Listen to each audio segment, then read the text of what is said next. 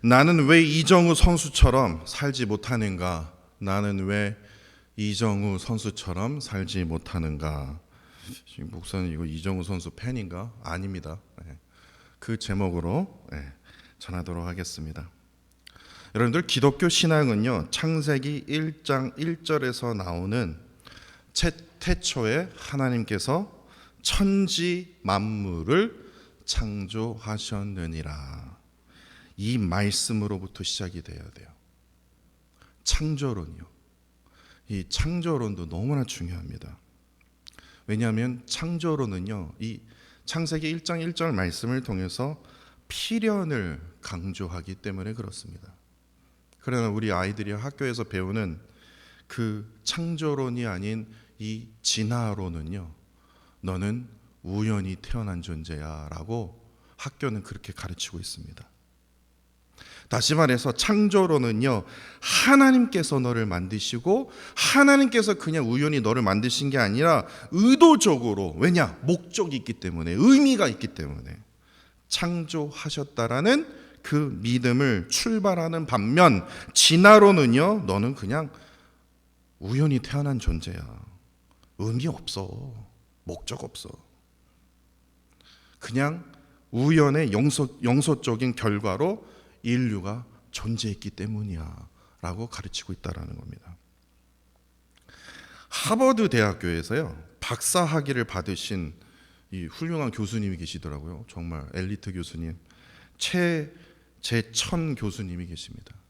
이 최재천 교수님은요, 현재 지금 이화여자대학교 에코과학부 석좌 교수로 지금 재직 중이신데요. 이분을 대한민국 사람들이 가르쳐 이렇게 얘기를 합니다. 대한민국을 대표하는 생태학자이며 진화 생물학자이십니다 라고 그렇게 가르치더라고요. 그러니까 뭐 대한민국을 대표하는 교수님, 바로 이 최재천 교수님이라고 합니다.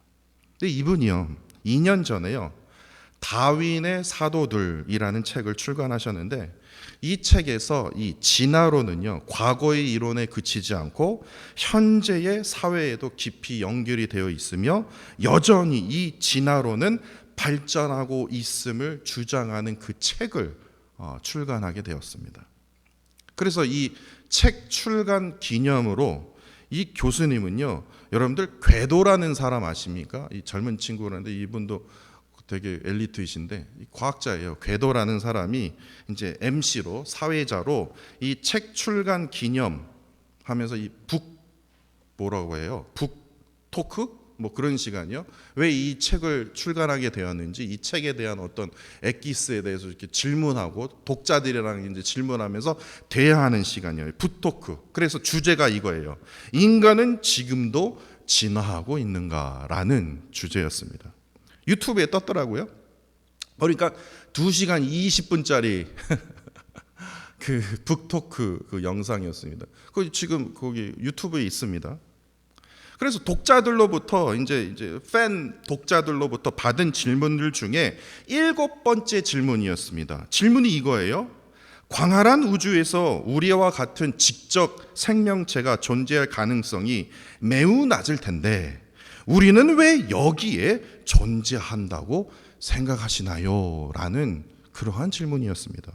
여러분들 궁금하지 않습니까?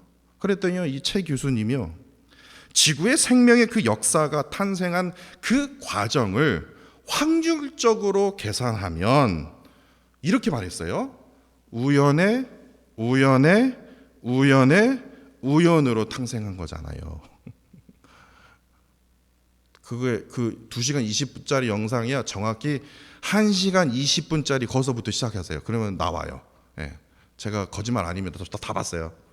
너무 궁금해서요. 도대체 지금 세상 사람들이 진화론에 대해서 뭐를 어떻게 이해하고 있는지 좀 더 자세하게 알고 싶어서, 그렇다고 해서 그 책을 제가 볼 시간은 없고, 그래서 그 교수님에 대해서 엄청 많이 찾아봤어요.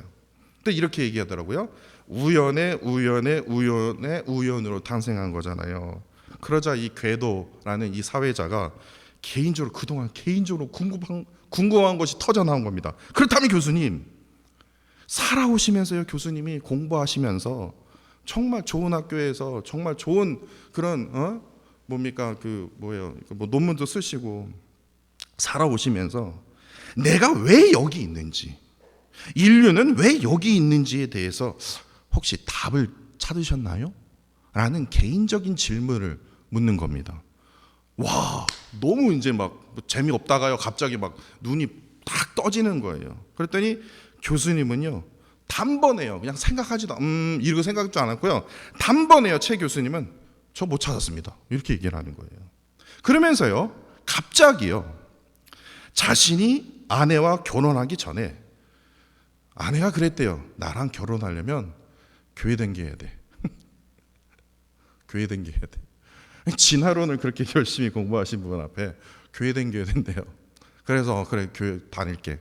그렇게 하고 나서 약속을 하고 결혼을 했대요. 그래서 교회를 다니면서 자신이 직접 보고 느낀 점을 그 콘서트 그 시간에요 얘기를 하는 거예요. 그래서 제가 그 글을요 그대로 그 말을 그대로 제가 따왔습니다. 뭐라고 얘기했냐면요, 진화 생물학자들에게 삶의 의미는 사실상 없어요.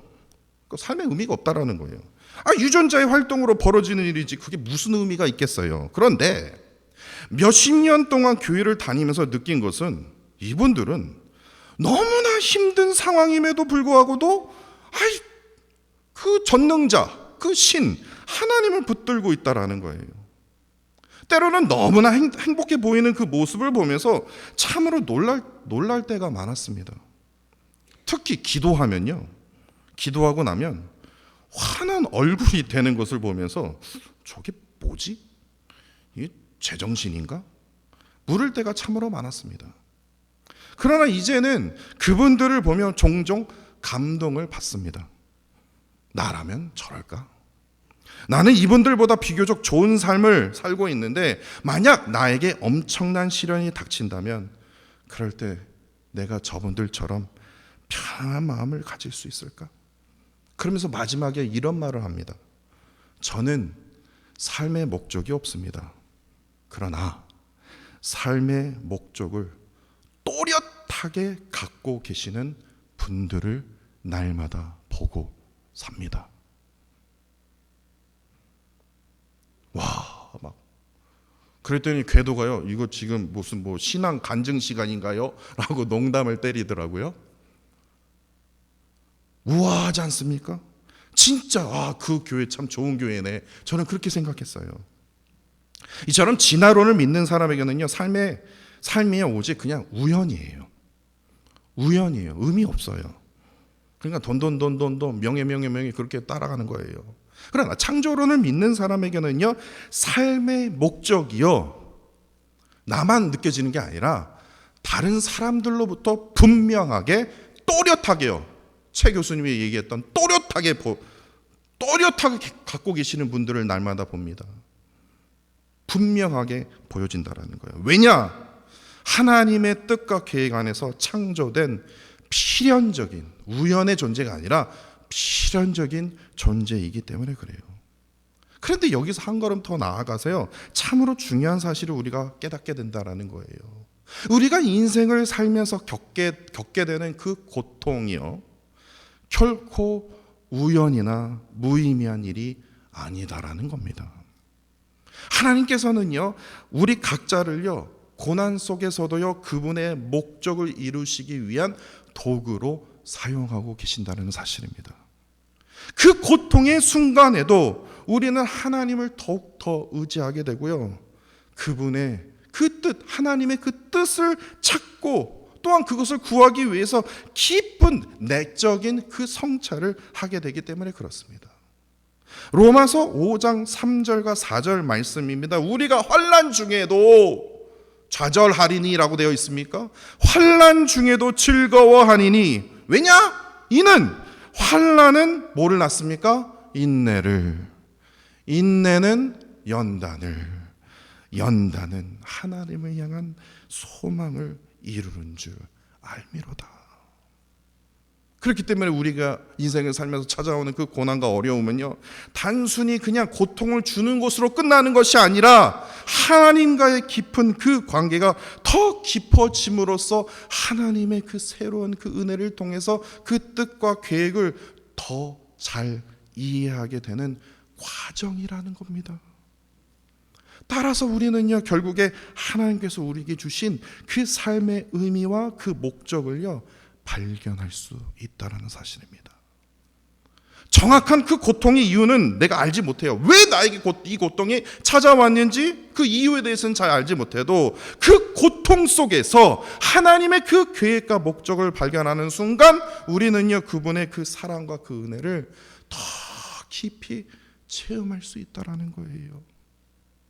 오늘 본문 미가 4장 말씀은요, 또다시 무거운 말씀이지만 심판 이후에 하나님의 그 구원의 그 계획과 회복의 그 약속을 다루고 있는데, 그 고난 속에서도 하나님의 계획과 목적이 어떻게 이루어지고 있고, 또한 그 구원과 회복이 또한 구체적으로 어떻게 이루어질 것인지 우리에게 보여주고 있다는 사실입니다. 미가 선지자는요, 제일 먼저 회복의 그 약속을 선포하는데요, 1절에서요 그 미가 선지자가 3번씩이나 언급하고 있는 단어가 산이라는 단어입니다. 이 산은요, 마운틴, 이 산은요, 하나님의 통치와 구원이 이루어지는 그 산을 의미합니다. 이 산은요, 또 다시 한번 해석하자면 예루살렘을 의미하고 있습니다. 그래서 그 2절에서요, 그 산을 여호와의 산이라고 부르고 야곱의 하나님의 전이라고 부르는 것은 예루살렘에 세워진 그 성전을 의미하기 때문에 그렇습니다. 즉 하나님의 그 임재와 통치가 임하시는 그 산이 바로 예루살렘에 있는 성전을 의미하기에 바로 그곳에서 하나님의 회복과 구원이 임할 것임을 지금 미가 선지자가 지금 선포하고 있습니다. 그러면서 미가 선지자는 이렇게 외칩니다. 오라 우리가 여호와의 산에 올라서 야곱의 하나님의 전에 이르자. 더 하나님 옆에 더 가까이 나가자. 회복을 원하느냐? 다시 소망을 보고 싶냐? 하나님께서 임재하고 계시는, 통치하고 계시는 그 하나님의 전에 우리가 더 가까이 나아가라. 십자가 앞에 더 가까이 나아가라. 이거예요. 이는 그 구원과 회복이 어디에 있습니까? 돈에 있어요? 우리의 명예에 있어요? 어디 클럽 가면 막 흔들고 나면 막 회복되는 것 같아요? 술에 있냐고요? 돈 많이 벌고 뭐 자기 자녀들이 어디 좋은 대학교 가면 뭐 마음이 편해지냐고요? 그 구원과 회복이 오직 전능하신 하나님께 있음을, 그 하나님께서 임재하시는 그곳에 있음을, 그곳에 나아갈 때만이 너희들이 참된 소망과 내 삶의 목적과 그 의미를 발견할 수 있음을 지금 미가 선지자가 우리에게 증거하고 있다는 겁니다. 그런데 3절에서요 더 구체적으로 이렇게 말합니다. 미가 선지자는요, 많은 민족들이요, 그리고 먼 곳에 강한 이방 사람들이 이들이요 칼을 쳐서 보습을 만들고 창을 쳐서 낫을 만든대요. 칼을 들고 서로 치지 않고 다시는 전쟁의 연습을 하지 않는다라는 거예요. 이렇게 예언을 합니다. 다시 말해서 파멸과 죽음을 가져왔던, 진짜 그 위협을 가했던 그 칼과 창이 이제는요 하나님 앞에서 생명을 부양하는 도구로 바뀌게 될 것이다. 이제 더 이상 전쟁과 투쟁이 필요 없는 이러한 평화의 상징적인 장소로 변화될 것이다라는 그러한 희망의 메시지를 이 미가 선지자에게 하나님께서 허락하여 주셨다는 거예요. 이는 4절과 5절에서요 더욱 분명하게 보여주고 있다는 거예요. 하나님께서 이루실 궁극적인 그 평화는요 단순히 그냥 외적인 평화를 넘어서 모든 민족과 나라가 하나님 나라 안에서, 하나님 안에서 하나가 되어 갈등과 분열이 이제는 종식되는 것을 의미하고 있다는 겁니다. 그리고 이어서요 구체적인 회복과 구원의 그 은혜가 오늘 본문 6절과 7절에서 자세히 보시면요, 6절과 7절에서 보시면 두 부류의 사람이 등장하고 있지 않습니까? 한 부류는요 발을 저는 자, 그리고 또 다른 부류는요 멀리 쫓겨난 자. 이 의미는요 어떤 의미냐면요, 발을 저는 자, 이것은요 내 지금 속에 지금 타고 있는 자예요. 내면의 고통을 겪고 있는 사람입니다. 인생을 살면요 이 발을 저는 자, 다시 말해서 내면의 고통을 반드시 겪을 수밖에 없어요. 개인적인 상처나 질병, 이 정신적인 어려움 등 내적인 문제로 우리는 항상 그 고통 속을 고통 속에 우리가 겪으면서 살아가고 있지 않습니까? 또한 이어서요, 멀리 쫓겨난 자. 이거는 쫓겨났던 자는요, 외부 상황이에요. 외부 상황에서 비롯된 고통을 의미해요. 사회적으로 무시를 당하고 경제적으로 어려움을 겪고 정치적인 문제 등 외부의 환경으로 인해서 고통을 겪는 사람들을 나타납니다. 제가 때로는 진짜 목사 너무 힘들다라고 느껴질 때가 어떤 줄 아십니까? 목사로서 성도를 볼 때요, 많은 성도들이 각자의 고통 속에, 어려움 속에 이제 살아가고 있어요. 그 어려움이 있어요. 그런데 오늘 본문 말씀처럼요, 두 가지 형태로 이게 나뉩니다. 첫 번째는요, 분명 고통을, 어려움을 분명 느끼고 있는데 자꾸만 고통을 피하려고 합니다. 고통을 피하려고 해요. 고통을 마주하는 것을 두려워하거나 회피하는 경향이 있다라는 거예요. 그런데 두 번째는 더 심각한데, 고통을요, 숨깁니다. 이제는요, 한 단계 더 깊게 가는 거죠. 고통을 숨겨요. 숨기면 뭐 해결됩니까? 겉으로 보면 아무런 문제가 없어 보여요. 그러나 그 속을 보면요, 다 썩어 뭉들어져 있어요. 한 번에 쓰러지는 거예요.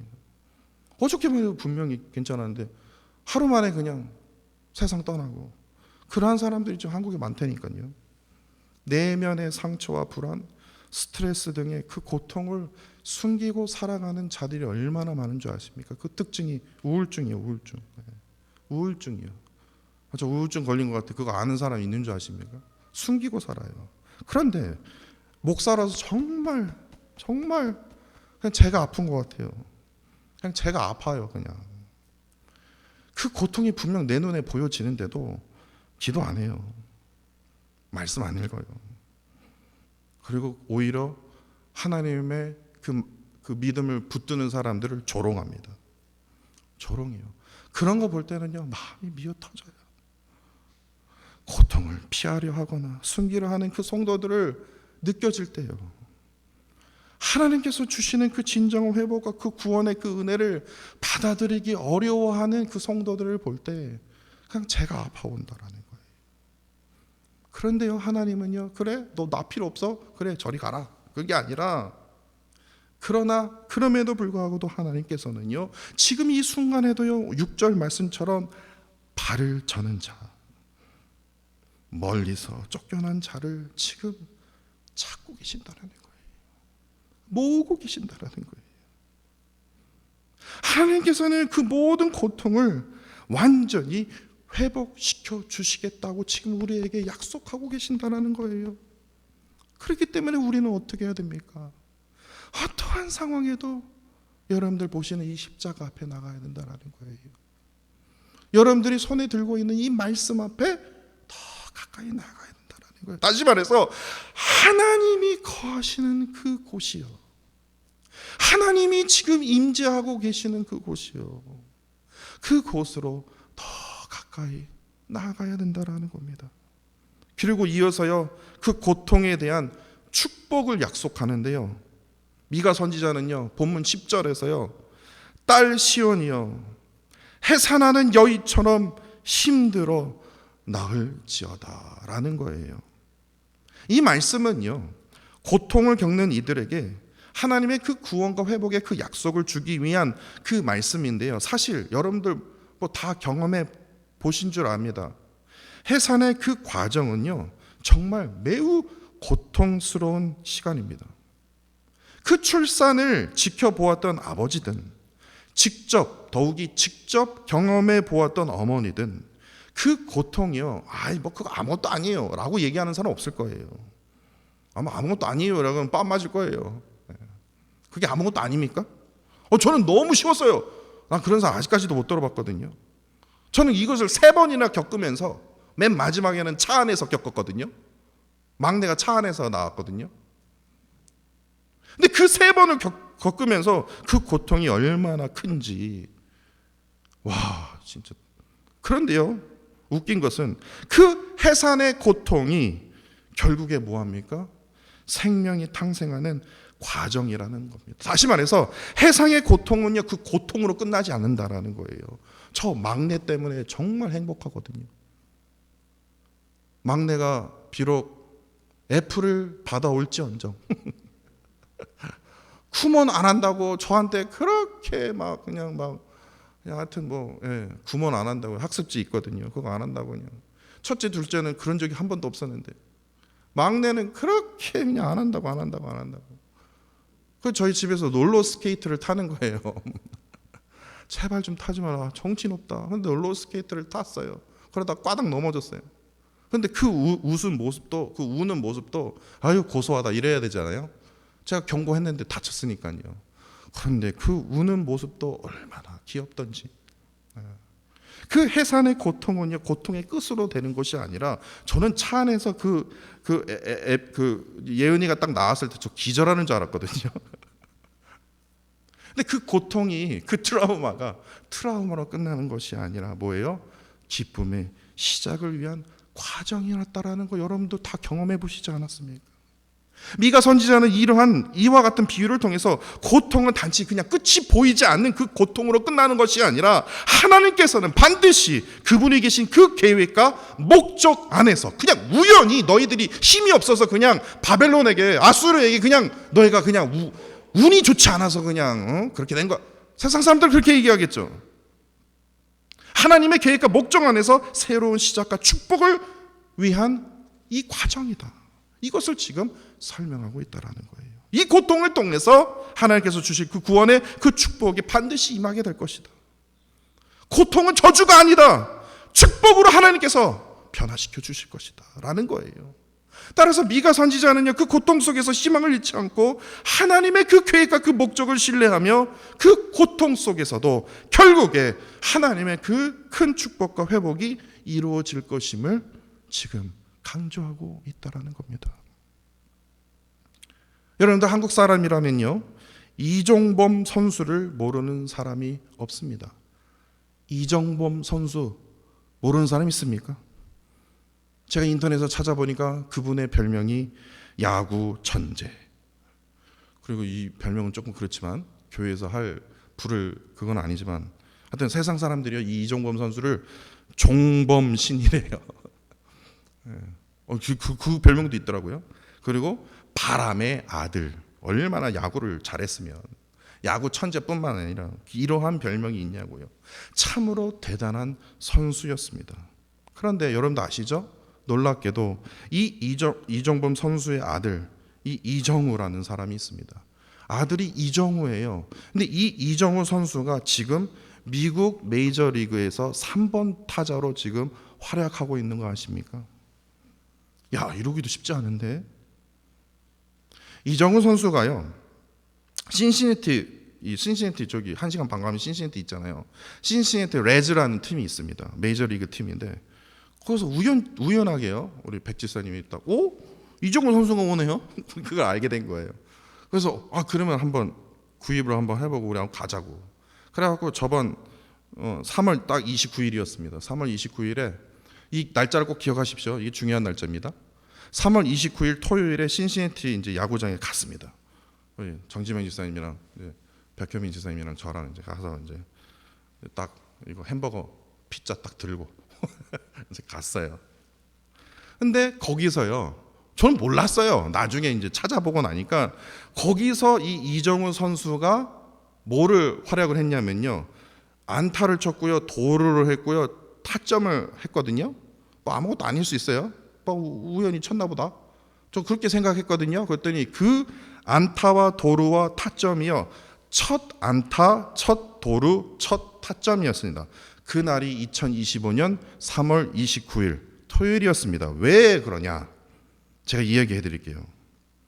이정우 선수는요, 내내 그가 어렸을 때부터 야구 선수 생활 내내, 야, 너가 이정범 선수 아들이냐?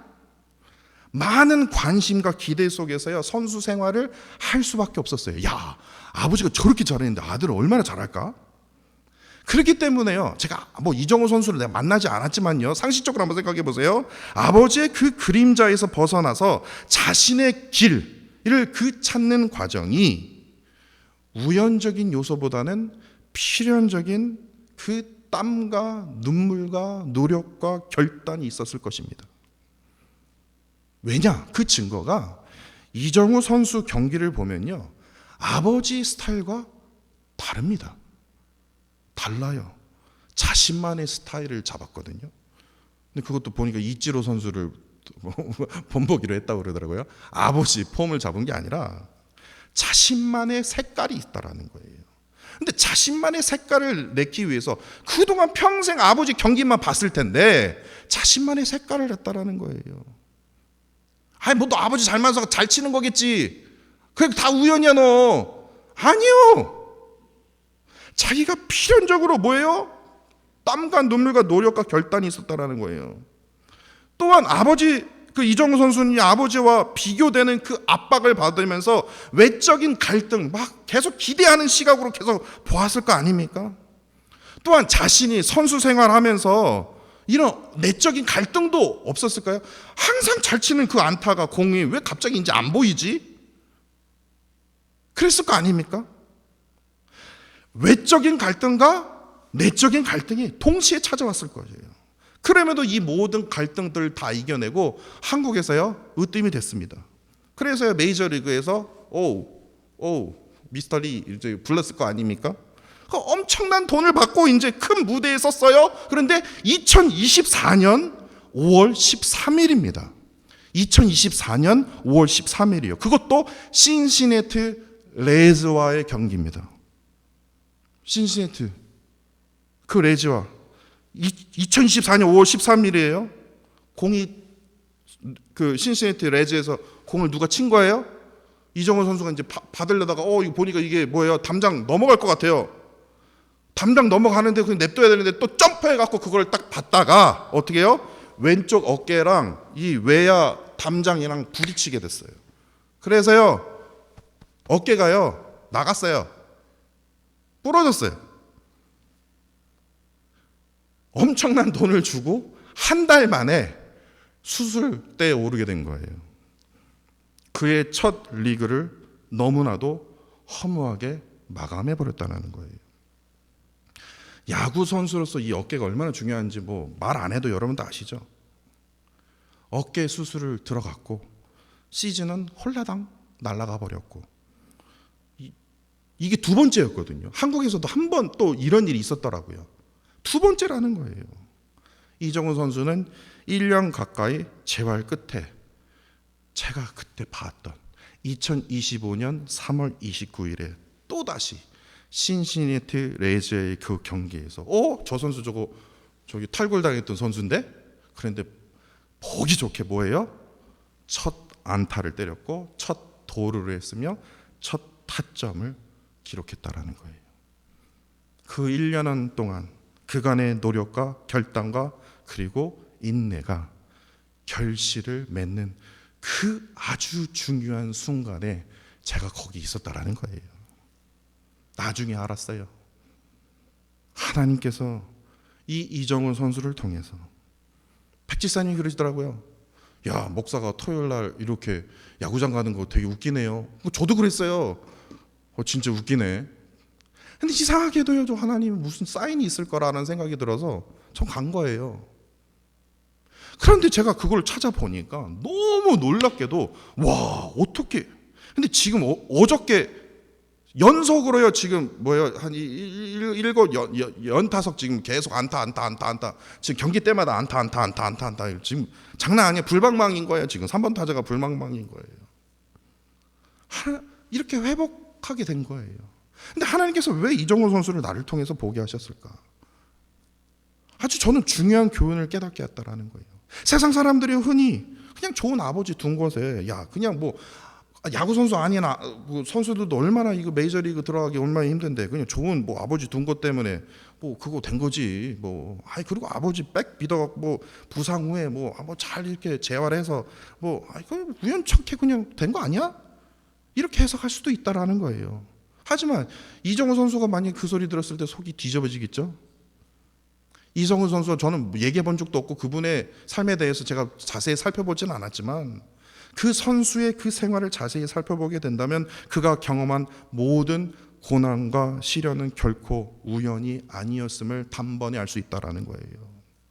이정우 선수님의 아버지의 그 그림자 속에서 벗어나 필연적인 그 노력과 결단을 통해서 외적 갈등과 내적 갈등 모두를 극복하면서 자신만의 그 길을 개척했다라는 거예요. 그러면서 하나님이 저에게 묻는 게 그거예요. 너는 왜 이정우 선수처럼 살지 못하는가? 왜 너의 신앙은 왜 그러지 못하는가? 이러한 질문을 하나님께서 저에게 던져주시더라고요. 그리스도인에게는요, 우연이라는 개념이 존재할 수 없습니다. 그리스도인의 삶에서 일어나는 모든 일들은요, 하나님의 섭리와 계획 속에서 필연적으로 주어지는 사건입니다. 또한 그리스도인의 삶은요, 어떠한 경우에도 고통으로 끝나지 않습니다.